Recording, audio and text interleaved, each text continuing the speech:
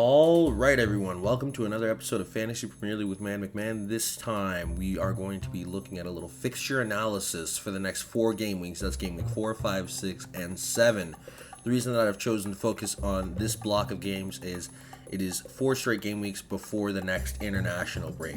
So today we're going to be looking at strategy, which players to have in your team, trying to minimize transfer deductions, and trying to get a good, solid team every single game week. We're going to be looking at players that you are going to want to have, the must-haves.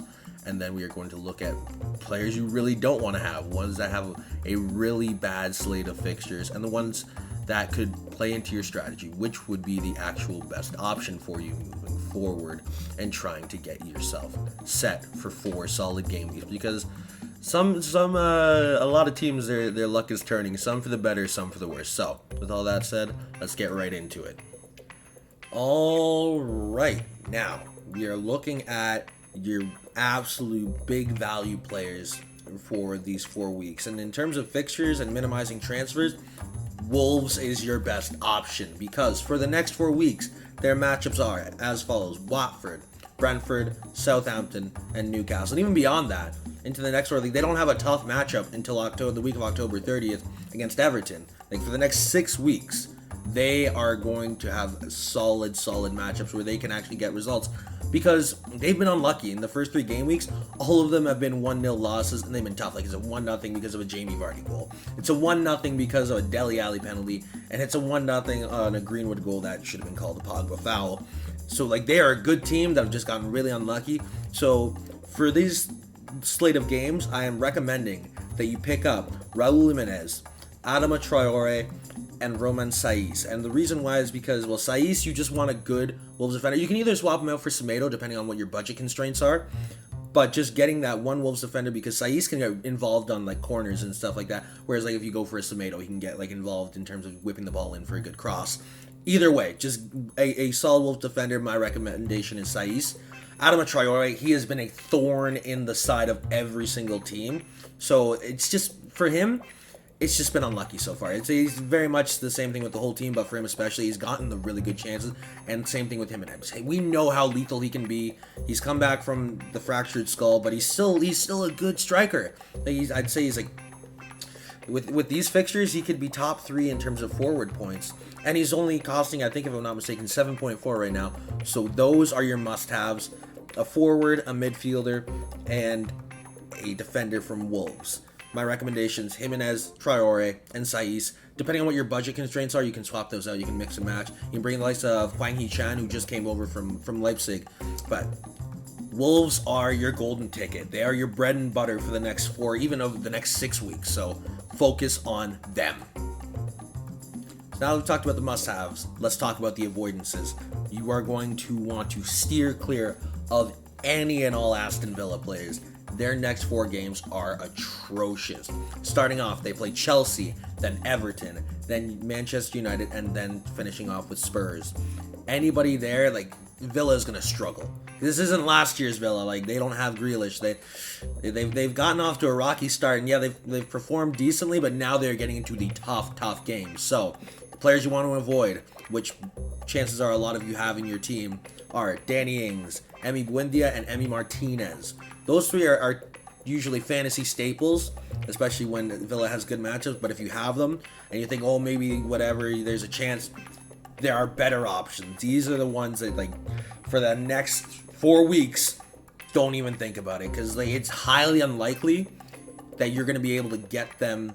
Like, they're not going to be doing anything for you. They will just be wasted potential cap space in terms of how much you can spend. Because Ings isn't cheap. And Bundy is like okay, like he's not exorbitant, but he's still not cheap. But like Ings, you can find much better forwards than him. And Martinez, I would actually recommend in terms of, because he's a relatively cheap goalkeeper, but he's not going to be able to do anything, chances are. So if you're looking for a cheaper, like a cheap end goalkeeper that's still doing decent, I would recommend Sanchez from Brighton. He has a decent slate of games. The only issue is game week 5 he goes up against Leicester, which is a little tough, but even then, his other 3 matchups are Brentford, Palace, and Arsenal. And if you're not keeping a clean sheet against Arsenal, what are you doing? So that's my recommendation. Steer clear of Ings, steer clear of Buendia, steer clear of Martinez. Like, or just any Villa players, like unless they're like just 4, like they're cheap players that you're just keeping on your bench, there is no need. I'd avoid at all costs. Avoid.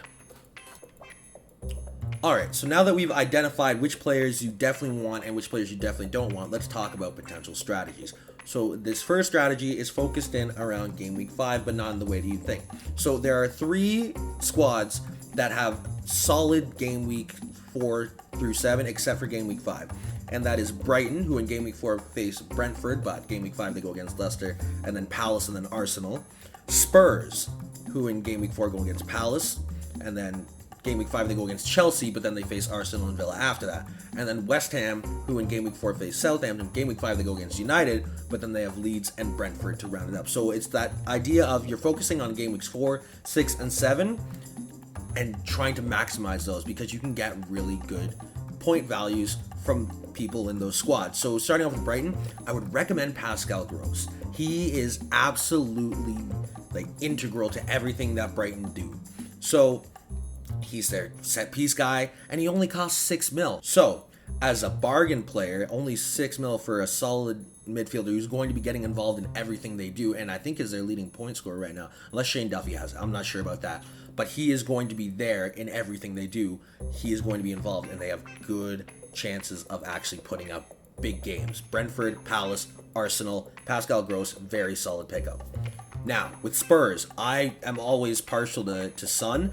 I know a lot of people go towards Kane, but Son is cheaper, and he does just as well, if not better, than Kane. So, Son being an extra 2 mil cheaper, and he just performs extremely well. So yeah, that is my guy for that matchup. And then West Ham, I mean, if you don't have Mikel Antonio at this point, what are you doing? Even with that tough Game Week 5 matchup against Manchester United, you could even leave him in there if you were so inclined, if you think that he can still do well enough. And who knows, that's something that I might consider because he's still in my team, and I think he's going to stay there for this foreseeable future. Anyway, that is strategy number 1. You focus in on teams that have a bad Game Week 5 matchup, but every other matchup they should succeed, and that's Brighton, Pascal Gross, Spurs, Son, and with West Ham, Mikel Antonio. Alright, so now we're looking at strategy number 2, which is very similar to the first strategy I just described, but instead of focusing on teams that have a tough Game Week 5 matchup, you look at the tough Game Week 7 matchup.